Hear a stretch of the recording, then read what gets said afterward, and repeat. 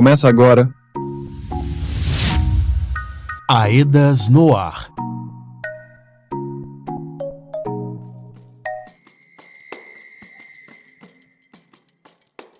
Está começando o seu informativo semanal sobre a reparação dos danos que foram causados pelo rompimento da barragem da mineradora Vale em Brumadinho. Eu sou Lucas Jerônimo e vamos juntos com o que é informação importante para você.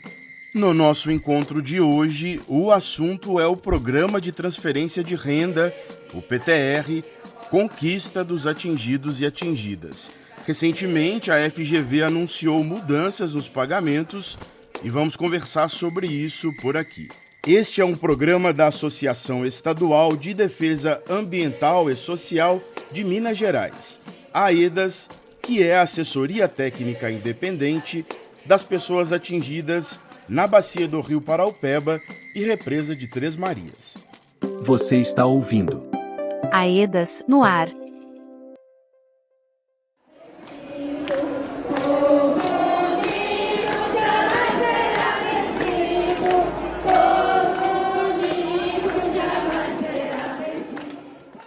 Esse áudio que você acabou de escutar é de uma manifestação das pessoas atingidas contrárias à redução no recebimento do Programa de Transferência de Renda, o PTR. O programa foi previsto no Acordo Judicial de Reparação em 2021 e substitui o pagamento emergencial que era pago pela Vale após o rompimento da barragem em Brumadinho. No dia 8 de novembro, a Fundação Getúlio Vargas publicou matéria no portal PTR informando que em março de 2025 terá início a redução gradual do valor das parcelas do PTR. Essa redução já estava prevista no edital de chamamento público, documento que rege as regras e critérios do PTR e foi determinada pelas instituições de justiça. As pessoas atingidas insatisfeitas com a redução nos pagamentos se manifestaram contra as mudanças anunciadas pela FGV. Informações com o comunicador Diego Cota. Mais de 200 pessoas atingidas estiveram em frente ao escritório da Fundação Getúlio Vargas em Brumadinho na manhã da última terça-feira, 11 de novembro, para protestar contra a redução gradual do valor das parcelas do Programa de Transferência de Renda, que acontecerá a partir de março de 2025. Atingidos da região 2, integrada por Betim, Mário Campos, Juatuba, São Joaquim de Bicas, Igarapé e Mateus Leme, também se manifestaram contra a medida em ato no Citrolândia, em Betim, que reuniu aproximadamente 150 pessoas. Os detalhes sobre a redução nos pagamentos e os atos contra os cortes no PTR estão disponíveis no nosso site aedasmg.org. Obrigado, Diego. E essa notícia da redução dos valores do PTR trouxe muitas dúvidas e indignação das pessoas atingidas. Para trazer algumas respostas, a gente continua o programa de hoje trazendo para você, que nos ouve pelo rádio, pela internet, uma entrevista com representantes da Fundação Getúlio Vargas, a FGV Projetos, gestora do Programa de Transferência de Renda. A entrevista foi online, pela internet, e por isso você vai perceber que o áudio está com uma qualidade menor, com alguns ruídos. E as perguntas feitas foram elaboradas a partir do levantamento das principais dúvidas das pessoas atingidas pela equipe da AEDAS. Quem responde pela FGV é André Andrade e Marcela Galvani Costa. Pessoal, qual a motivação para a implementação de uma redução tão drástica, 50%, no valor do PTR, sendo que o previsto era uma diminuição gradual, aos poucos? Quais os fatores ou análises que sustentam essa decisão? Essa decisão foi tomada após muitos estudos feitos pela Fundação, a pedido da Justiça, que pediram que ao longo do tempo se fizesse uma série de simulações de cenários possíveis dessas eventuais reduções de valores ao longo do tempo. Primeiro, porque existia uma determinação que houvesse ali uma redução gradual dentro do edital. Segundo, que havia também um entendimento que a redução por parte das IJs, que a redução em cima da hora do final do PTR, deixaria muitas famílias despreparadas para essa mudança de patamar de renda. Pois, se você pensar uma família ali em zona quente, com 4 familiares, né? Com 2 adultos, um adolescente e uma criança. Essa renda ali chega, só no PTR, chega a quase 3 salários mínimos. E é muito superior à renda média mensal das famílias da região como um todo. Então a gente sabe, como fundação, e os IJs também sabem disso, que o PTR hoje é um programa fundamental para o sustento de muitas famílias em todo o Paraopeba. E que o fim do PTR terá, sim, efeitos graves, tanto sobre a renda das famílias quanto a economia da região. Dentro desses estudos todos, as IJs procuraram ver como minimizar o efeito dessa redução do PTR sobre as famílias, né? Entendendo essas famílias como grupamentos sociais mais vulneráveis. E quando você pega a família como conjunto social, o que você acaba observando?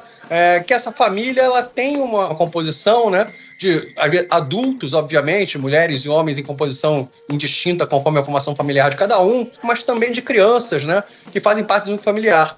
E que essas crianças seriam os mais vulneráveis porque elas não têm a opção, né, de buscar emprego. Para compensar, buscar emprego, ou buscar alguma atividade econômica, buscar um incremento de renda para compensar o fim do PTR. Quais os estudos e projeções foram realizados para avaliar o impacto econômico e social dessa redução antecipada sobre as famílias que dependem desse recurso para a sobrevivência? Vamos lá. A Fundação tem feito alguns estudos sobre o impacto do PTR na região, tá? O primeiro foi publicado agora, faz 2 meses, numa revista internacional, pela equipe de professores da EBAP, da Fundação Getúlio Vargas, mostrando os efeitos benéficos do PTR sobre a região. Ou seja, o quanto o PTR causou de impacto positivo em indicadores socioeconômicos dos municípios atendidos, tá? A gente sabe, né, que o PTR tem que acabar. E esse é um problema gravíssimo. O final do PTR ao longo do tempo vai depender basicamente de 2 fatores. A entrada de mais pessoas ou não, e o rendimento financeiro que a gente vem obtendo com a aplicação do dinheiro do PTR. Esse rendimento financeiro, superando em muita poupança onde era aplicado o dinheiro antes, já permitiu um certo desafogo do PTR e um aumento do prazo de duração dele. Por outro lado, por exemplo, o pagamento do emergencial retroativo come parte desse benefício de ganho financeiro, né, e reduz o tempo do PTR. Eventual entrada de novas comunidades que pleiteiam o PTR, por exemplo, coisa que a Fundação sempre recebe demandas de comunidades não incluídas no programa, eventuais novas comunidades que venham entrar no programa também têm potencial de reduzir o prazo de duração. Então, a duração do PTR em si, né, ela vai ser determinada por 2 fatores: rendimento financeiro, número de pessoas que recebem. Ei, gente, hora da nossa breve pausa e na sequência eu volto aqui com a entrevista com os representantes da Fundação Getúlio Vargas. É assunto importante, é PTR. Voltamos já. Estamos apresentando. Aedas no ar. Voltamos a apresentar. Aedas no ar. Voltamos. Por aqui, Lucas Jerônimo e o Aedas no ar. É aqui que você fica sabendo como anda o processo de reparação dos danos causados pelo rompimento da barragem da Vale, em Brumadinho, em janeiro de 2019. Hoje, a nossa pauta é o programa de transferência de renda. Seguimos com a entrevista com os representantes da FGV Projetos, a Marcela Costa e o André Andrade, sobre mudanças nos pagamentos. Você está ouvindo. Aedas no ar. Por que não houve um aviso prévio dessa redução e oportunidade para discussão, o esclarecimento com as atingidas e os atingidos, considerando a importância do recurso para o sustento das famílias? Essa decisão de redução, né, foi tomada pelas instituições de justiça, né, a partir de estudos da Fundação. A Fundação não faz consulta pública. Não está no nosso escopo de trabalho fazer esse tipo de oitiva, que cabe, obviamente, aos movimentos sociais, às ATIs, a todos os elementos que estão no campo, ouvir a comunidade e levar pleitos da comunidade às SJs. Né? Mas a Fundação não tem como objeto de seu trabalho essa oitiva de pleitos da comunidade que não seja através de demanda que as SJs nos façam de que a comunidade seja ouvida. No caso específico, a gente foi determinado que a Fundação fizesse estudos prospectivos de cenários que a Fundação fez esses estudos, entregou diversos estudos das IJs. Que até é uma previsão do edital. O que é importante a gente destacar aqui é que houve uma consulta popular antes do edital. Então, o edital já veio com a previsão de redução, né, com essa discricionariedade das instituições de justiça a partir de uma consulta popular. Então, ela estava no edital, ela já era de conhecimento de todas as pessoas, até por ser um recurso finito, e ela já estava prevista no edital antes da contratação da fundação. E lá no edital tem explícito que a gente faria vários estudos de cenário. Como a decisão da redução antecipada está alinhada com as normas do PTR, que visam proporcionar uma transição justa e gradativa para que as famílias possam se adaptar às novas condições. No entendimento das IJs, né, a partir dos estudos da Fundação, obviamente, eles entendem que essa redução gradual, ali há mais ou menos um ano antes do prazo previsto para terminar o PTR, essa é a melhor forma de aproximar a população do entendimento definitivo desse recurso. Tá? Havia, inclusive, por exemplo, cenários que haveria uma segunda redução, né? Mas aí esses cenários de segunda redução, por exemplo, foram descartados porque os valores ficariam muito pequenos, por exemplo, se a gente reduzisse de 1/8 para uns 16avos e 1/32avos o valor da criança fora da zona quente, por exemplo. 1/32avos do salário mínimo é um valor bastante baixo. E a gente fez esse estudo também, né? E esse estudo foi descartado, ou seja, considerando todos os cenários possíveis, entendeu-se que essa redução, um ano antes do prazo de finalização do projeto, um ano antes para preparar os adultos primeiro a esse final, sem atingir crianças e adolescentes, seria o mais justo. E é sempre uma questão difícil essa questão de justiça, né? Como é que a gente entrega justiça para uma população tão injustiçada por um crime ambiental tão grave? Qual é a situação ótima? Eu acho que ninguém aqui acredita que o fim do PTR é justiça. Apesar dele ser o fim de um acordo em que foi dado um dinheiro e que esse dinheiro tem uma finitude. Então, assim, dentro das possibilidades de cenários que esse fim de PTR nos tinha, as IJs fizeram um balanço entre elas, com muita discussão interna, é claro, como vem uma situação dessas, com posições divergentes que depois se consolidaram numa posição única, a fim de entender que o melhor caminho, o mais justo para a população era proteger crianças e adolescentes, retirando o volume de recursos maior dos adultos nesse momento, para que todas as crianças e adolescentes pudessem levar consigo o valor integral até o fim do programa, cuja previsão atual se mantém naquele prazo estabelecido ao longo do tempo, de ser em abril de 2026. É isso, gente. Essas foram as informações dadas pela FGV em entrevista coletiva na última terça-feira, dia 12 de novembro. Você está ouvindo AEDAS no ar. Outra informação divulgada pela Fundação Getúlio Vargas foi referente ao prazo para o ajuste no cadastro das pessoas que ainda estão com pendências na documentação. Mais informações com o comunicador Douglas Kissen. Olá, Lucas. Olá, ouvintes.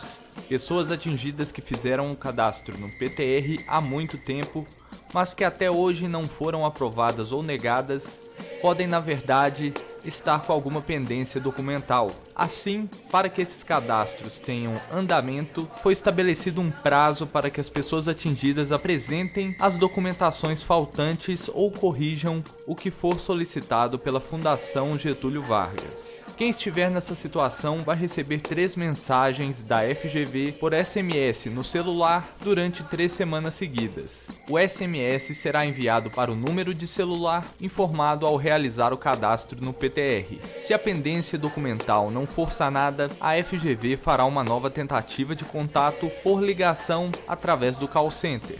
Se após isso a pendência documental não for resolvida, a FGV enviará uma última notificação por SMS, dando prazo final de 30 dias para o cumprimento da exigência. Para mais informações sobre o assunto, entre em contato com o atendimento da FGV pelo número 0800 032 8022 ou nos pontos de atendimento presenciais. Repetindo, 0800 032 8022. É o contato da FGV PTR. Obrigado pelas informações, Douglas.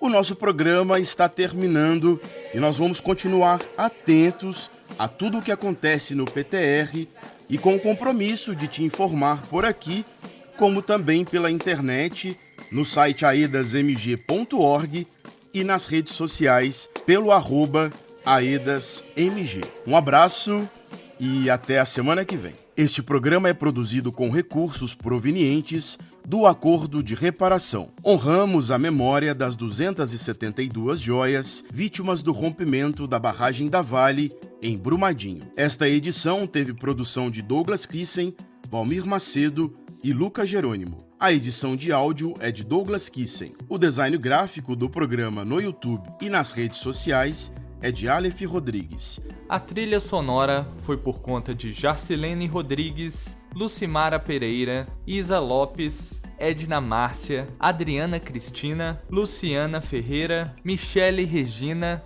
Pedro Henrique, Lucas Jerônimo e Douglas Kissen. A coordenação da equipe de comunicação é de Elaine Bezerra, sob a gerência de Diva Braga, gerente de participação informada do projeto AEDAS para a UPEBA.